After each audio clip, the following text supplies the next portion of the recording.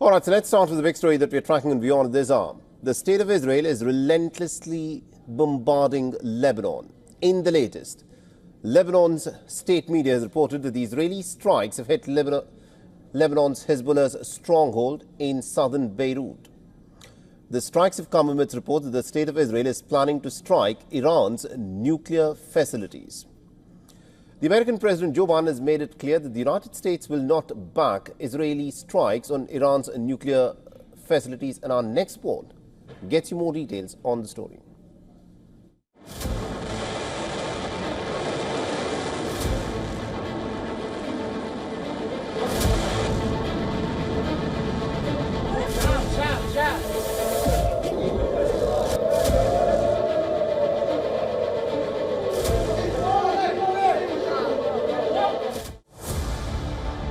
Israel is seething in the aftermath of Iran's missile barrage. It is weighing its options for retaliation.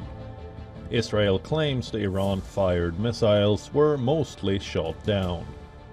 But new satellite images confirm damage to Israeli Nevatim airbase that houses the advanced F-35s.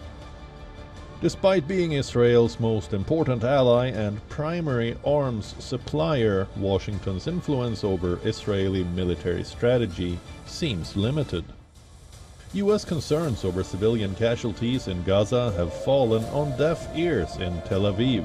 Israel has demonstrated its utter disregard for caution through its recent actions, including the alleged killings of Hamas and Hezbollah leaders, as well as Iranian generals. We are in the midst of a tough war against the evil axis of Iran that seeks to destroy us. But that will not happen because we will stand together, and with God's help, we will win together. President Joe Biden asserts he will not support an Israeli strike on Tehran's nuclear program, but Israel's track record suggests it could act independently. Look, they're a sovereign country. They do make their own decisions. We talk with them at a number of different levels about what we believe is in their interest, what we believe is in the interest of the region. Israel's options range from symbolic strikes to targeting Iran's oil facilities and infrastructure. However, Tehran has long signaled that attacks on its nuclear facilities or oil and gas industry will be crossing a red line, potentially triggering retaliatory strikes on Western energy interests and disrupting the global economy. We are not in pursuit of war with Israel. They promised us peace, but Israel has terrorized our guests in Tehran during our presidential inauguration. We want to establish peace. If you disagree, peace will not be established.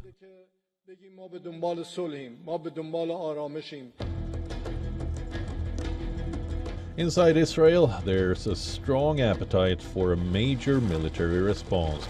Hardliners argue that Iran is uniquely vulnerable right now, with its strongest proxy, Hezbollah, reeling from recent Israeli attacks that damaged its communication system and decimated its leadership. Bureau Report, WION, World is One.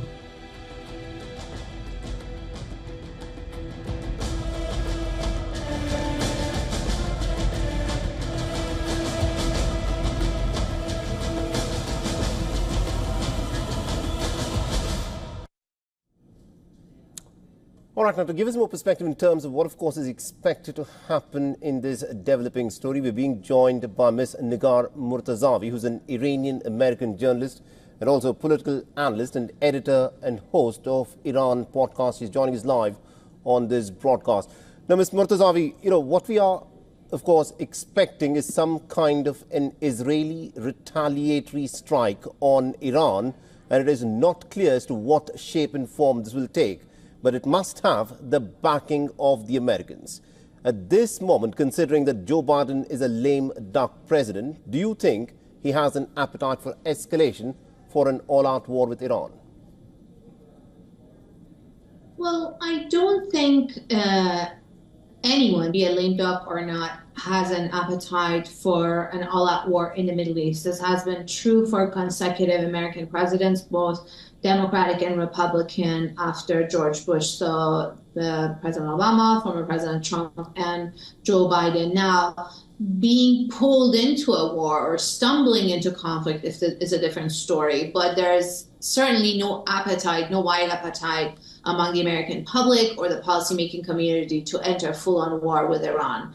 Nevertheless, this conflict in the region, which started from Gaza and has been expanding, has already expanded to multiple fronts in the region. And there's a very serious threat that this can expand even further, escalate, and turn into a direct conflict between Iran and Israel, and potentially pull the United States in, despite the reluctance of the White House and the administration.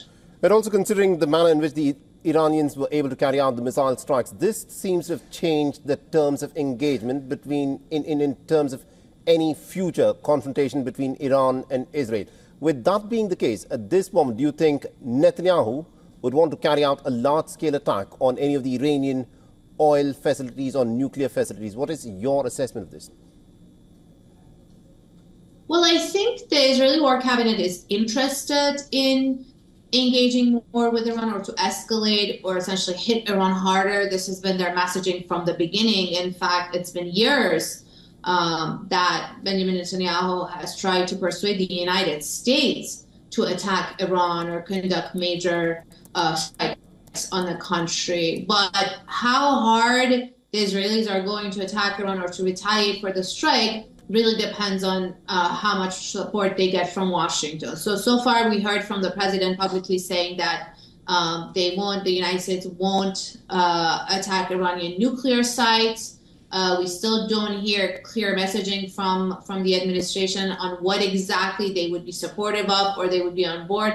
Back in April, when Iran and Israel had the tit-for-tat attacks, when Iran retaliated for Israel attacking Iran's consulate in Syria, and then Israel retaliated by attacking Iran, back then the U.S. drew a very clear line in the sand telling the Israelis that they would help them in defense, which they did, but that they wouldn't participate in offense. So this time, I think, again, the final messaging coming from Washington, either public or through back channels to Israel, is going to determine how severe the retaliation will be. All right, we'll have to leave it there. Thank you very much indeed, Ms. Nigar Murtazavi, for joining us and getting us that perspective there. Thank you. For all the latest news, download the WION app and subscribe to our YouTube channel.